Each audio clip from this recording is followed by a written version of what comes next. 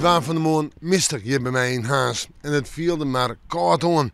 Wetterkoud, zei ze maar. En dan moest dat wetter nog komen. Net een protte, maar toch weer eens even wat wie het waar.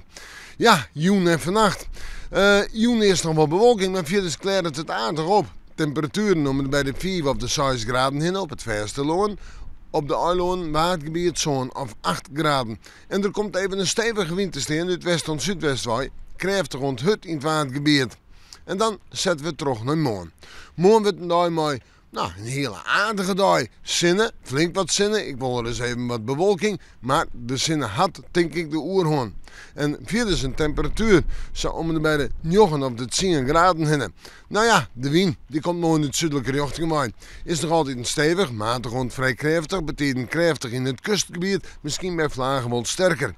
We zeggen vooruit naar een vreed, maar betekent rein of lichte rein. Ja, en dat hier ik juist de steen van de dag erna. Maar de sneeuw pakt beter uit. Dan hebben we zinnen, hebben we droeg waar het nou ligt. En op sneeuw werd betekent rein en lichte rein. En op sneeuw waait het ik nog eens een keer hut. Maar ja, dat doet het op vreed ik. En stevige wind. En de temperaturen deze dagen op vreed zijn 8 graden. Op sneeuw 9 graden. En op sneeuw een kille 7 graden. We maken morgen maar weer even in het waarschuwen.